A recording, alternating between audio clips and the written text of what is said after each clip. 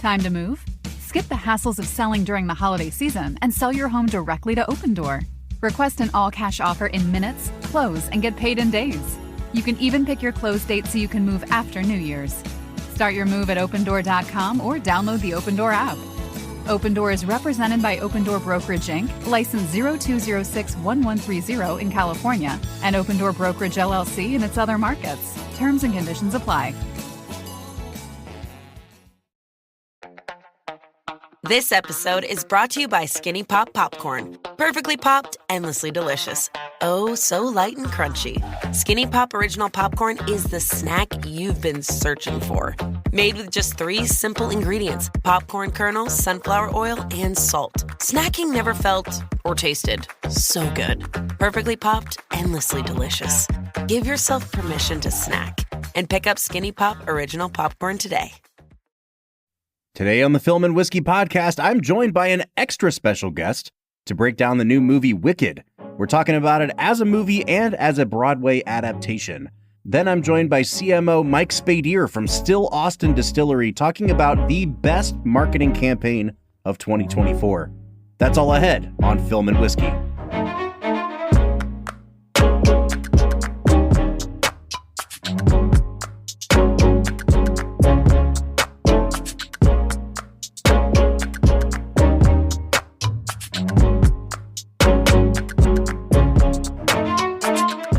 Well, hey, everybody. Welcome into the Film and Whiskey podcast. I'm Bob Book, and I'm not flying solo today, but I am Bradless, because I am joined by an extremely special guest, somebody who has been just groveling at my feet, begging to be let onto this podcast for years now. You know what?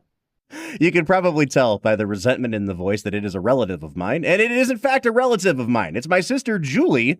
Julie, how's it going? It's going good. How about you? I'm doing great. Julie's here as a representative of the Twins on Tour podcast. And more importantly than that, Julie, being my sister, got to tag along with me to a screening of the movie Wicked yesterday. So she got to see what it's like for old Bob to be surrounded by diehard fans of something. And what a grump I have become. Yeah, Bob literally left the theater as soon as they were like, who's ready to do some trivia? Bob was like, not me. And he left. They had a whole trivia section before the movie started, and then they called people down to do a singing contest to see if they could hit the high note from the song Defying Gravity. And I was like, no, baby, what is you doing? I can't. I walked out. I couldn't do it. I didn't want to laugh at those poor people. They were so brave. They were all really good, though. I'm glad they were, but you just assumed they'd be bad, and that's what's wrong with you. It's why I don't like listening to the Star Spangled Banner before sporting events. Because it's like, you don't want to laugh at our nation's song, but if the guy sucks, what are you going to do? You know? That's true. I mean, I guess you just say that guy sucks and move on with your life, but that's true. So today's episode is a cross-branded episode between Film and Whiskey and the Twins on Tour podcast. So depending on where you're listening, you might be catching us on Twins on Tour. Julie, tell us a little bit about your podcast and how it lines up with Wicked. Yeah, my twin sister Jen and I, we review all of the traveling Broadway productions that come through Playhouse Square up in Cleveland and E.J. Thomas Hall in Akron. We're in our 4th season, just about to start our 4th season, and we've done all kinds of shows, including Wicked. So you guys look at it from the theatrical production side of things. Mm-hmm. I look at movies, and now we have a movie that kind of hits both of those things. We haven't really been able to make this work so far because there haven't been a lot of Broadway adaptations hit movie theaters in the last few years, especially during the pandemic. Like, you and I weren't going to go out and see In the Heights, right? Especially ones that are actively touring as well, because West Side Story came out, but I haven't seen a professional production of West Side Story come through in 10 plus years. So right. There you go. So, Julie, I think let's dive into talking about Wicked. We saw it before most of the general public is going to be able to see it.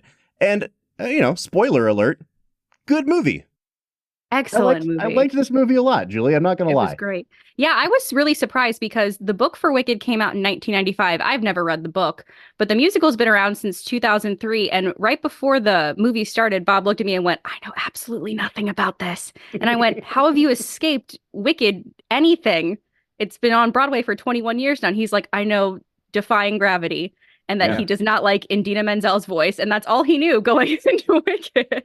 I mean, can you blame me? Honestly, I was like a 13-year-old boy when this came out. But it definitely was by design that I avoided it. Like it just Why do didn't you seem think like you avoided it?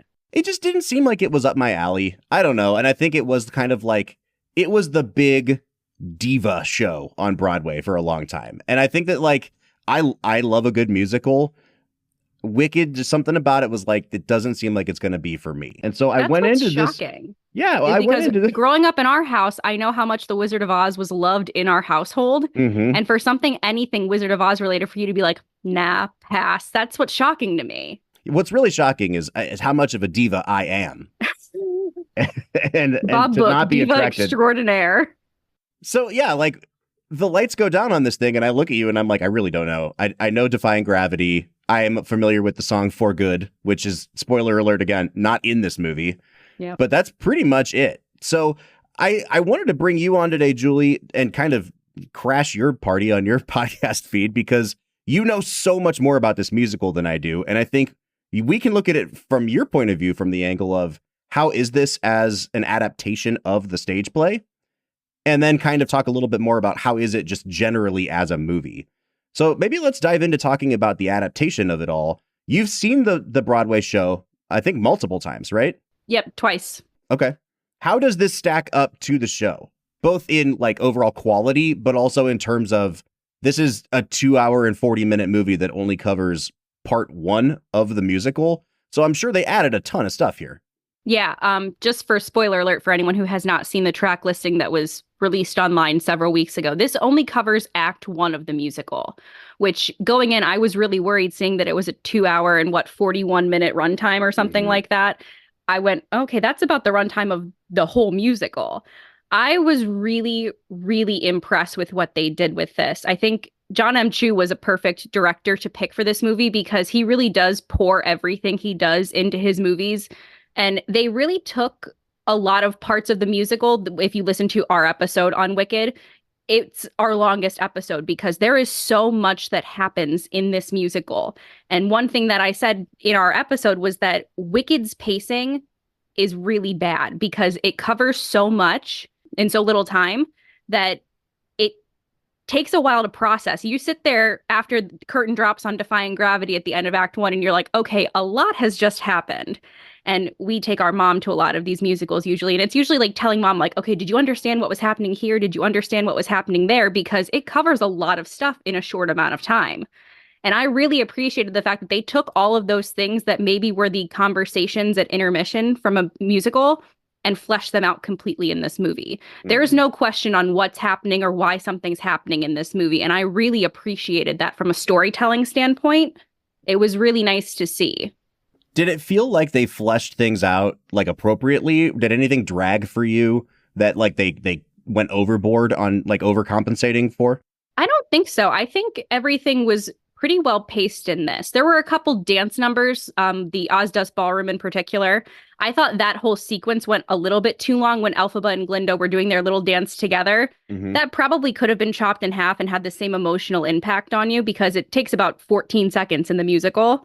But I really thought that the things they decided to flesh out more, like a lot of Elphaba's backstory, the whole thing about Mama Bear raising her and everything, that's not in the musical. It was her parents didn't like her because she's green. Here's her sister. Let's head off to school. So having that whole backstory and seeing her relationship a little bit better with her father, I think kind of helped you understand where Elphaba was coming from a lot better than in the musical.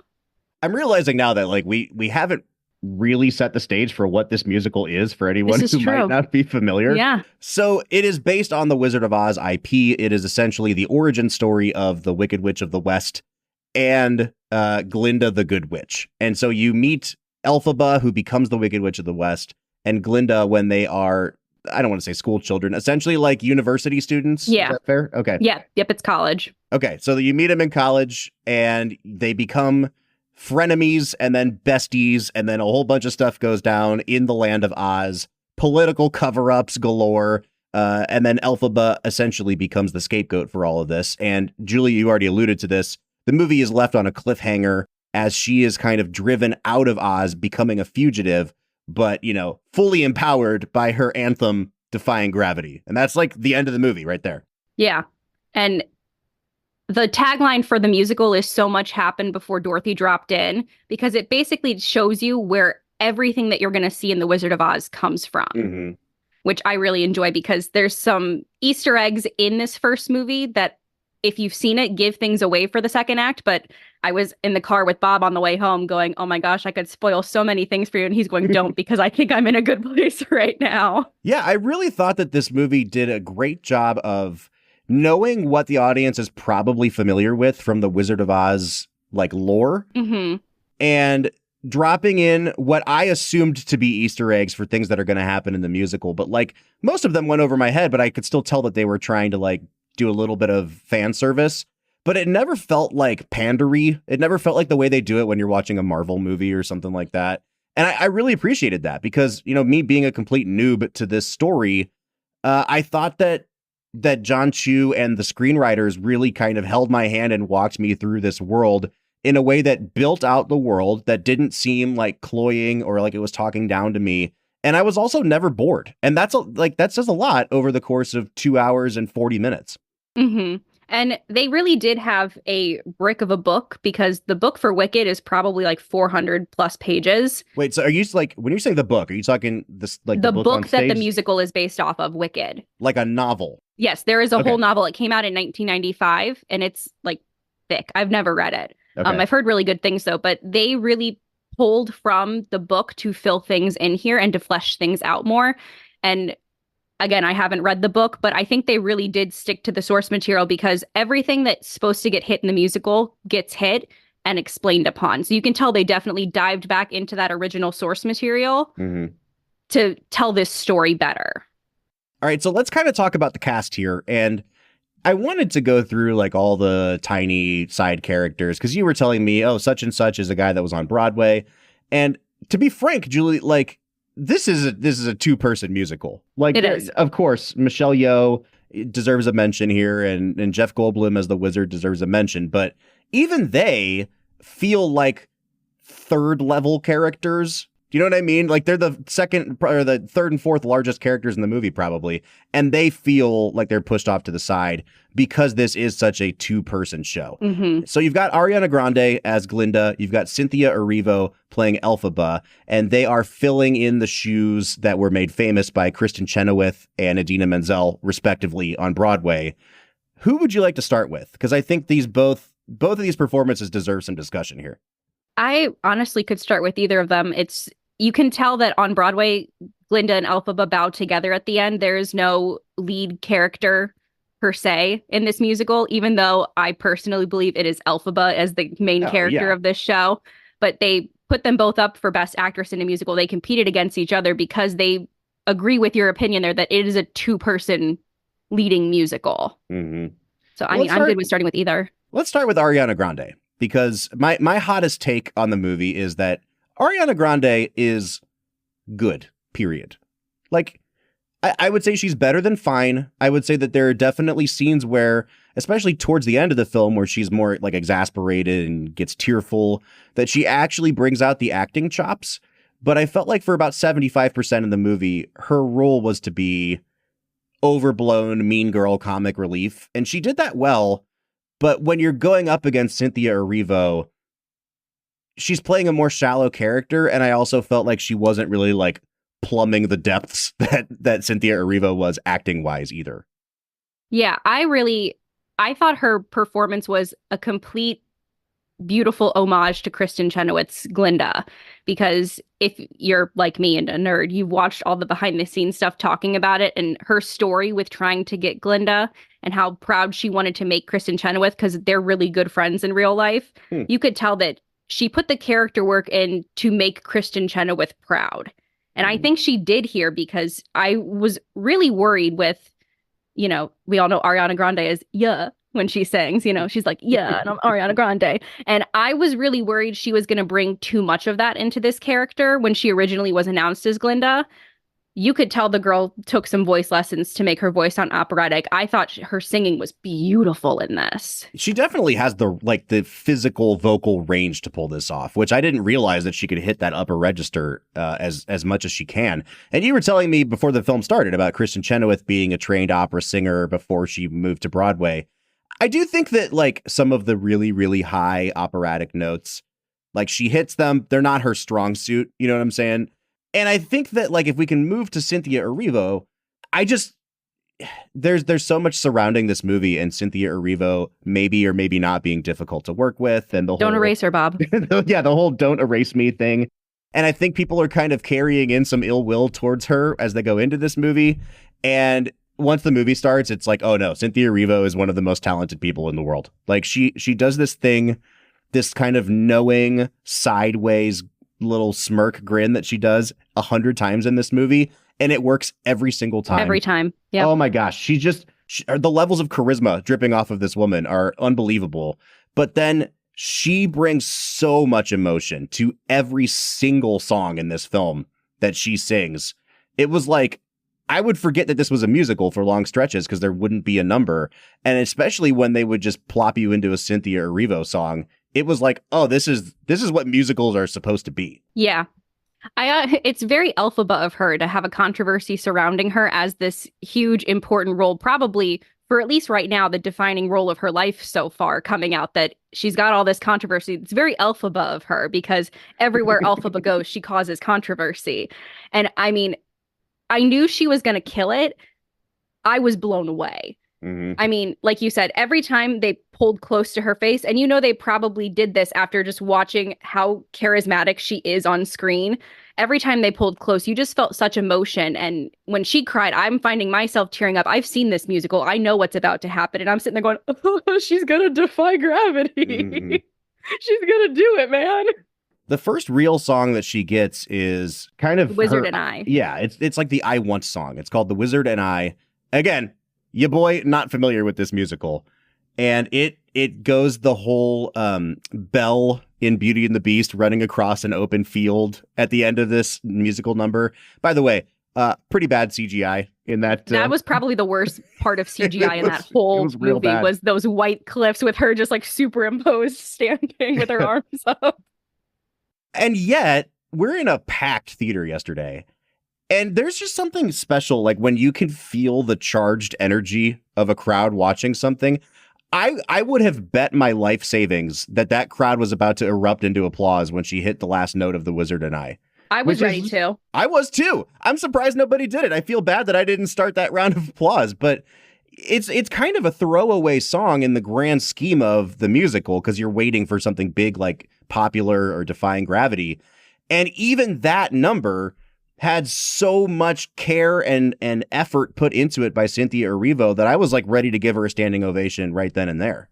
Yeah, it definitely, I've said this to you in the car ride on the way home. In most musicals, that would be the 11 o'clock number with how much it builds and builds. And those last few notes that she hits, like that's a huge number for almost any other show that I've seen. And they're just like, oh, this can be, I guess, third in this one. I guess we'll just, give her a little doodad here and move on with our lives. And it's like, what? Right.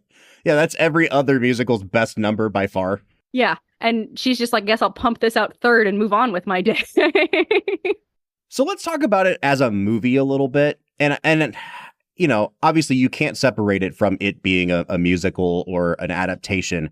But I'm trying to, if we can try to talk about it in a vacuum, I think it's a really good movie. I don't think it's like a 10 out of 10 movie for me. And part of it is that there are definitely a couple lulls for me. And it was funny, you and I were kind of disagreeing about this on the way home. There's a Prince character named Fiyero. And when he arrives on the scene at university, they give him like the I'm a bad boy kind of a greaser, like the way that he like undoes his little jacket. And it looks like he has like a Danny Zuko shirt underneath it. And they have this big extended dance sequence to a song called Dancing Through Life. And I got to be honest, sis, like that was long. I checked my watch a couple times. Dancing Through Life, always a skip for me. Every time I listen to the soundtrack, I skip Dancing Through Life. Jonathan Bailey, my favorite Fiyero that I've seen. And the ones I've seen live, Jonathan Bailey was fantastic. He doesn't have much of a character. He doesn't. And that's why I was so surprised that I'm sitting there watching Dancing Through Life being like, wow, I want to go to the Ozdust Ballroom with you. Jonathan Bailey, a.k.a. Anthony Bridgerton. Anthony Bridgerton's the worst. And I'm like, yeah, Anthony Bridgerton, let's go. But he had that, I kept thinking like boy band appeal. that he definitely sang it poppier than I've seen it on Broadway. And I think that's what that song needs. He sang it more like Harry Styles would get up and sing it if Harry Styles was at karaoke night. He had runs in there that weren't Broadway, but they worked so well for his character. And I'm like, this is what Fiero's needed this entire time. He needs to come in and be like, don't break my heart, all that kind of stuff. It was really good. I thought his charisma was fantastic. Yeah, and maybe it's just that I'm pushing back on the inclusion of that song at all. Because for me, I'm watching this movie and there's this subplot about animals who can talk and they're losing their voice because they're being oppressed and systematically like genocided by who knows who. And you're like, oh man, there's a lot of intrigue going on. And right before that happened, you start to get the kind of bickeriness between Elphaba and Glinda. They sing this song about like how they loathe each other. I thought that was hilarious. And so I'm on board and I'm really caught up in the momentum that this movie's building. And then they're like, and a love interest needs to come in now. And I just felt like what gets girls to fight better than over a boy? This is true. I just felt like it ground the thing to a halt. And then as soon as they moved past that, they go to this big kind of ball called the Ozdust. And I thought that scene was maybe the best scene in the whole movie. And it was a scene that you said, like, that was the lull for you. And watching Cynthia Erivo get emotional as they're, like, ridiculing her, I just thought that's the Oscar clip for Cynthia Erivo. Like, put that thing in the Oscars clip because it nailed it for me. Yeah. I think there's this thing when you study theater, it's called the Rodgers and Hammerstein formula. When they wrote Oklahoma, they have a specific formula that every musical followed from that point out. It was boy meets girl, girl meets boy, whoever's the lead. They fall in love, they have a conflict, and then they have to resolve it. And I think they definitely included the Fiero character and the Fiero problem, especially for this movie, to fulfill that golden rule of Broadway. Because without the inclusion of Fiero, you just have two girls bickering. And the rule with Rodgers and Hammerstein is if you don't have love in it, it's not a good musical. And obviously, Fiero plays a much bigger role in all of this in Act 2, which will be part 2 of Wicked. But he definitely comes in and plays the role he needs to play in this for his character. Because like you said, he really is a small character for how big of a number they give him in Act 1. And this sounds like a to be continued, but it makes a lot more sense once you see Act 2. See, and that's the issue for me as a guy who's like, I'm just trying to look at this as one self-contained piece of movie making. And you can't really do that because there's an Act 2 coming. So yeah, it's like, I'm not saying I want to hold it against the movie, but the answer can't always just be like, oh, don't worry. Like, it'll make way more sense once you see the second one. And that's an issue I've had with tons of movies recently, like Dune. I just feel like we've gotten to the point where we're taking IP that should be one movie and we're purposely expanding it to 2, 3, 4 movies just to try to milk as much money as we can. And I think to this movie's credit, I didn't feel like that 99% of the time. You know what I mean? I don't know if he felt the same way, but yeah, because they probably could have made a fantastic both acts included in one movie adaptation of Wicked. And for the fans, it would have been fine. It would have been satisfying if they just copy pasted.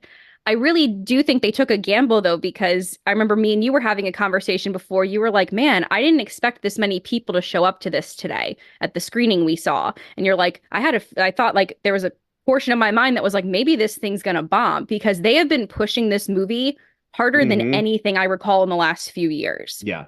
Like huge advertising budget for this movie. So they really did take a risk of what if they would have put all of this into it and the movie completely bombs and we don't get Act 2, because we've seen that happen with a lot of movies recently in all these standing franchises of something bombs and they're just like, all right, we're going to release you direct to Disney Plus or whatever. Yeah. So they really did take okay, we're going to put all of this fleshing out and character building into one movie and just cross our fingers and say, like, we're either going to release both of them knowing they're bombing, or we're going to release one and just have it stand by itself. All right, spoiler free, because I haven't seen Act 2, obviously. Having now seen the 2-hour and 40-minute version of Act 1, do you feel like they made the right choice, A, to split it into 2 movies, and B, to flesh it out as much as they did? I do. I will say, though, I don't think they can do that with the second movie. I think the second movie has to be significantly shorter. Is there just not as much musical left, or like what's there's a lot of music left, but there's not the rest of the story. where we pick up in Act 2 only takes a few weeks. So they can't flesh it out over, there's like a time jump between 1 and 2. They can't flesh it out into 2 hours probably without having to pull a lot from the book material. Got because the musical, the second act, moves very fast.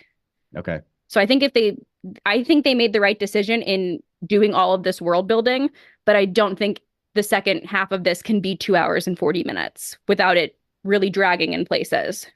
Before we wrap up, I do want to say you were just talking about the marketing for this movie. And I do think that this is like the most classical movie marketing I've seen in a long time. Like I'm seeing it on TV. I'm hearing it on the radio. Like they're using channels that they just usually ignore anymore, which I really love. It feels like, hey, let's all go back to the movies finally, you know?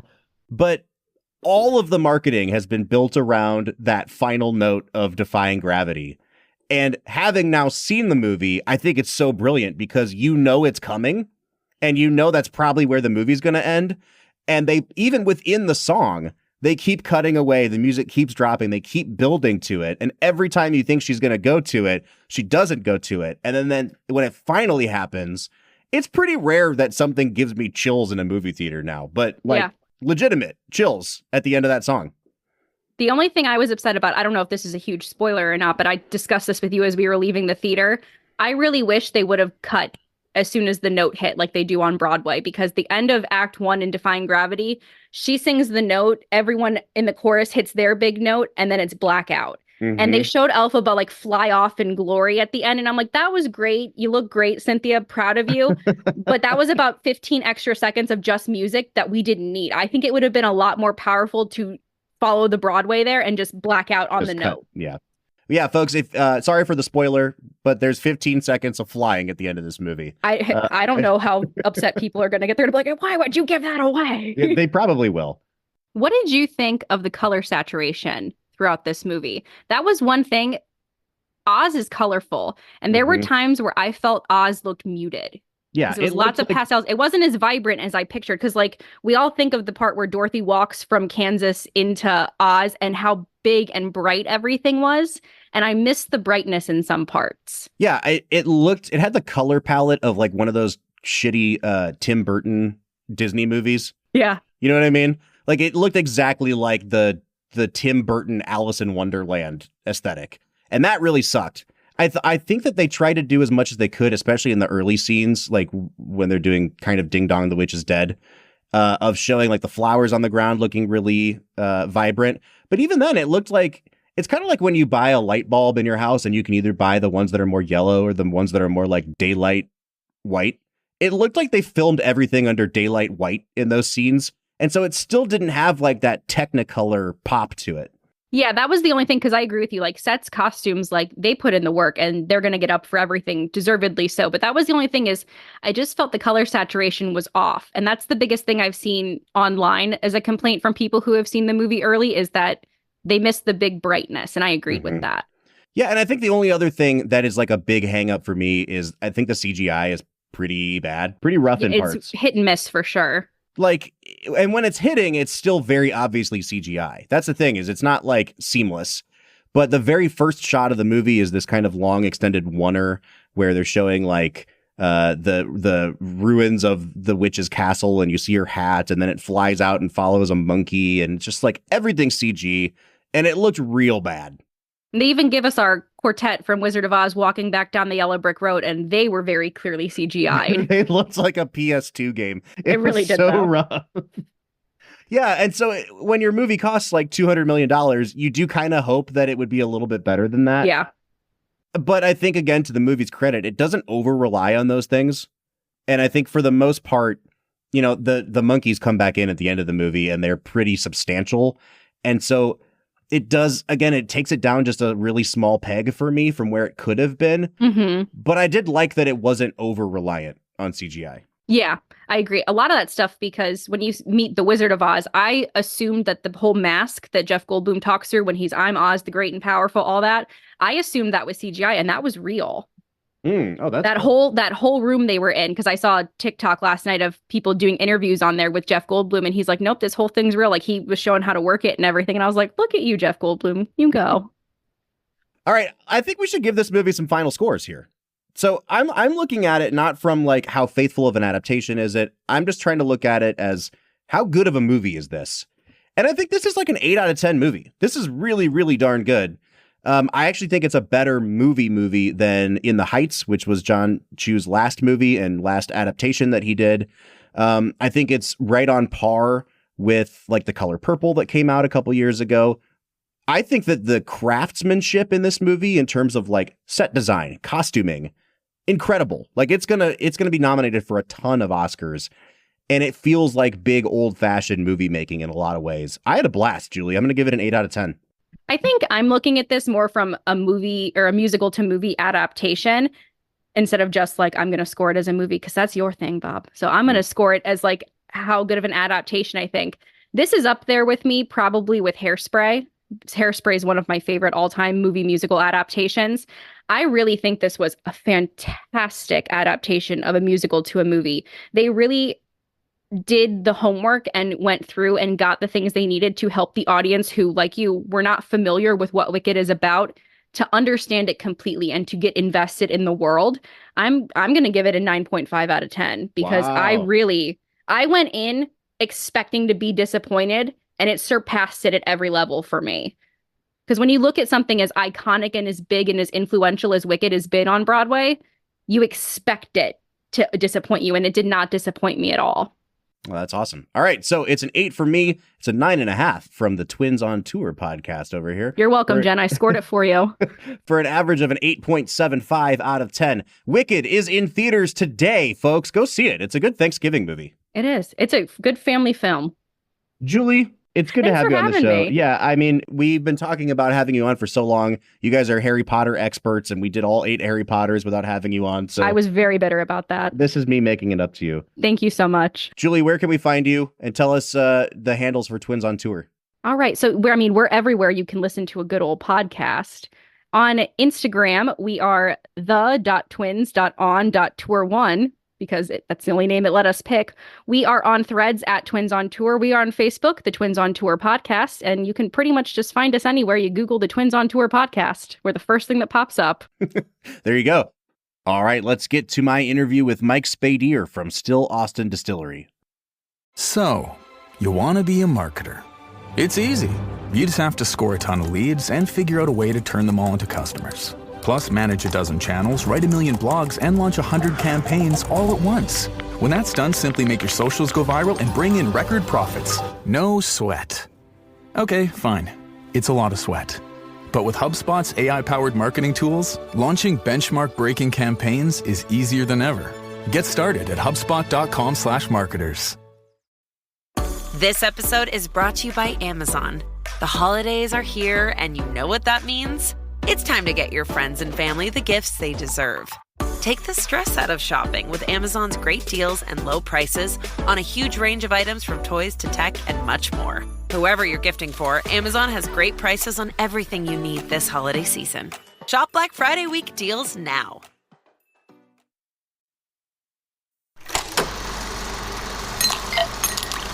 All right, I'm joined by Mike Spadier, who is the head of marketing for Still Austin Distillery. Mike, how are you today? I'm doing well, man. How are you? I'm doing great.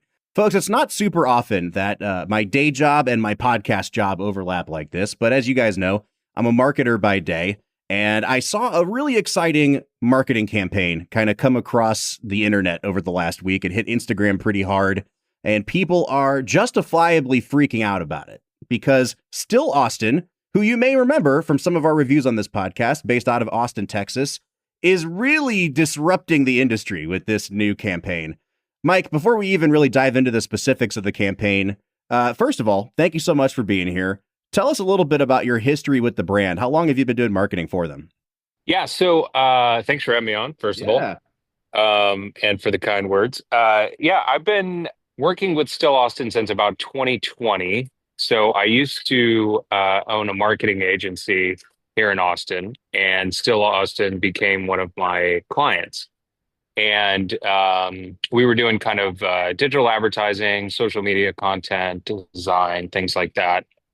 And in 2022, I sold my agency and came on full time as chief marketing officer for Still Austin. So been working with the brand since 2020, kind of a fractional CMO for the first couple of years, and then full-time CMO since 2022. Mm-hmm. All right, let's kind of set the stage for this marketing campaign a little bit. So obviously I'm not working there with you in Austin, but I have to imagine that when you are starting a whiskey company outside of Kentucky and your primary focus is on bourbon and rye, that you're automatically fighting both the perception of, hey, it's not from Kentucky, so therefore it's lesser quality, and also the perception that people have, which is, again, is an incorrect one, that, oh, it's not in Kentucky, so therefore it can't be called bourbon. So I think you guys have done a great job of leaning into that, hey, we got to educate the public a little bit here side of things. But I imagine that before you kind of went all in on making that your marketing like lean, that it was a huge point of frustration for you guys. I'm sure this is a conversation you're having all the time with people. You know, I would say the first couple years, it was very frustrating. It was always kind of like, man, how come people don't understand this? It's really easy to Google. Why does everyone think this? And then probably after a year or so, we were kind of like just resolved to it, like, oh, that's okay. Who cares? Mm-hmm. And then in the last, I would say 6 to 8 months or so, it became like like you said, like, let's see how we can lean into this, right? And so we made a couple of videos and social media posts that were almost like making fun of the idea. So we did a lot of posts that were like kind of clipping people's comments and all this stuff. And you know, basically bourbon outside of Kentucky is going to always have an initial stigma of like, well, it's probably not any good. I think we've done a good job over the last few years of kind of proving that it can be from anywhere and still be good. And so then we just kind of kept playing with this notion that what could we do to highlight this and lean into it and everything else. And then we looked at the calendar, because we're the official whiskey partner of the Texas Longhorns, which is here in town, the University of Texas. And we were looking at the calendar and the schedule of games coming up, and we noticed that on Saturday, November 23rd, Kentucky was coming to play us here for football. Oh, that's awesome. And I was like, oh, we should do something to, make fun of that or celebrate that, however you're looking at it. And that's kind of where the idea came from. Oh, that's awesome, man. Yeah, I mean, and beyond that kind of timing, I think it really is the best possible time for you guys to stake your claim here, because we've been talking about it on the podcast all year. The bourbon industry has really been in kind of a state of flux over the last year. I think that a lot of the big name players are trying to find their footing again. We've seen a lot of acquisitions. And so for you guys to really stake your claim out in Texas as, hey, not only are we, the Texas whiskey that needs to be on your radar, but put us up against any of these Kentucky brands and see exactly what we can do. It seems like a really ripe time for you guys to try to get a corner on the market right now. Yeah, thank you. I think if we were to just be, starting from scratch and then just coming out of the gate saying we're as good or better than Kentucky, we're as good or better, Kentucky, Kentucky, Kentucky. I think I've actually seen quite a few brands maybe overplay their hand a little bit and try and like make the case to say, hey, we should be in this conversation. And to be honest with you, the only reason we've even embraced that sort of like topic is because it's being said about us. Mm-hmm. We didn't set out to be the anti-Kentucky or be in the conversation with Kentucky. We just set out to like make good whiskey. Yeah. But what's happened over the last 4 years is a lot of like really well-known critics and a lot of bourbon people online and in comments and forums and podcasts and everything. They're the ones that keep saying it. They keep saying, I can't believe this is from Texas. This is some of the best stuff to come out of Texas. This is as good as stuff that's coming out of Kentucky. And so, yeah, at some point we just said, all right, screw it. If people are saying this about us already, let's just go for it. Yeah, well, and I think what I love about the way that the campaign has rolled out to this point has been that you guys aren't on the offensive. You're not taking on Kentucky. It's just like, hey, we want to make you guys aware that good whiskey can come from anywhere. Good bourbon can come from anywhere in the United States. And that shouldn't be a burden or an obstacle to you trying this. And I think let's get into talking about this actual new campaign, because this thing is exciting as hell. I was talking with my co-host Brad about it right before I jumped on with you. And I asked him, like, if you had to sum up the spirit of this campaign, what would you call it? And he just kept saying cheeky. It's real cheeky. And I really like that phrase because there's a playfulness about it that you guys aren't, pardon my French here, you guys aren't being assholes about it. You're not taking on the entire industry in Kentucky, but it's a really playful take on this perception of what whiskey, should come from or should look like. Mike, why don't you go ahead and break down a little bit for our audience what the new promotion is? Yeah. So it all stems from that misinformation. And so from everyone kind of for years saying, oh, it's not real if it's not real bourbon if it's not from Kentucky, or it can't be any good because it's not from Kentucky. And so we said, all right, well, what can we do here? So let's say the enemy or the target or whatever you want to say, in your words, not being Kentucky is correct. We definitely don't want to say we're, screw Kentucky, we're better than them. They don't make good stuff. Like clearly they're the originators. There's no disputing Kentucky makes good stuff. Our whole thing is like, okay, well, we belong in that conversation. I think we've proven that good stuff can come from anywhere. And so the target or the enemy in the cheekiness of the campaign is really kind of the invisible misinformed customer, right? Mm-hmm. Mm-hmm. And I think what's nice about that is, typically if you see somebody online say, oh, it's not real if it's not from Kentucky or whatever, you typically will see something underneath that where somebody's, joining into the conversation. Actually, that's not true. Here's the truth, So it's like, we're almost like attacking the misinformed consumer that everyone is sort of like educating at the same time, which I think is sort of the cheekiness of the whole idea. So calling it, Kentucky Fill Up Day is basically what the whole idea is, to say, all right, well, I think the intro is really like, in spite of our best efforts to let people know that good bourbon can come from anywhere, there's still a lot of misinformation out there that only good bourbon can come from Kentucky. So what we're saying is, all right, once you're finished with your next bottle of your precious Kentucky bourbon, bring that empty bottle to us here at our distillery in Austin, and we will refill it with our award-winning cask strength bourbon whiskey for only $1, so that you can see for yourself just how good Texas whiskey is. And so that's kind of the start and the finish of the whole thing. And obviously being able to say, like, come get a $1 bottle of whiskey is already kind of its own, popular thing. People that already know our brand and love our cask strength bourbon are, jumping at the chance to get a $1 bottle of that. And then really the fun, cheeky part is like, we're going to put it inside of Kentucky's bottles. So, some of the imagery I think you've probably seen, but you see like a bottle of Makers or Bullet or Jim Beam or something like that with our label just stuck on top of it is pretty appalling to some people. Well, I mean, so again, when you work in marketing, you learn to see a good campaign. And from the optics of it, first of all, like seeing your whiskey in a Maker's bottle is it's brilliant marketing. The $1 aspect of it is brilliant marketing. People feel like they're getting an incredible value, and they are. I mean, it's like $60 off the shelf price of this stuff.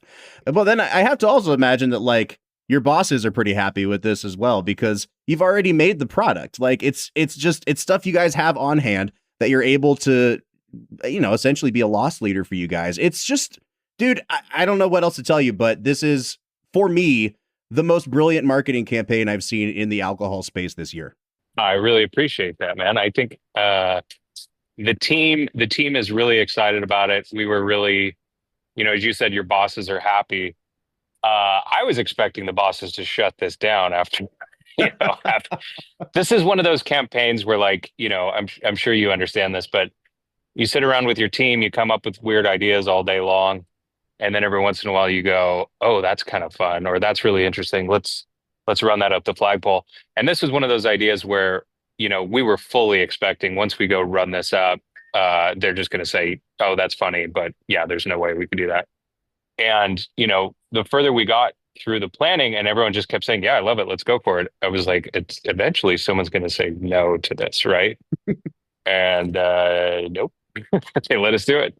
It's almost scarier when you get green lights all the way up. Totally. Oh yeah. 100%. Absolutely. I had a few moments, crisis of confidence with the team where I was like, I think what's bugging me here is that nobody said no to this, and I fully expected it, and I don't know what to do. Well, Mike, I think this is super successful ad campaign for you guys. Tell us a little bit about what's coming up next for Still Austin in the wake of this thing. I imagine you guys are going to take a nice long nap after Kentucky Fill Up Day, but you guys have anything coming down the pike that you'd like to announce here or plug a little bit? Yeah, I mean, we've had nothing but nonstop marketing, product releases, campaigns. This whole year has been nuts, and we've seen some really, really strong success. And so Kentucky Fill Up Day is this weekend. I'm not sure when this is coming out, but Saturday, November 23rd. And then next week, right on the heels of that, we will be making our full announcement for our most premium release we've ever had before, which is called Tanager. And if you follow us or in our orbit, you might have seen a little bit of info or imagery that's been released about that so far.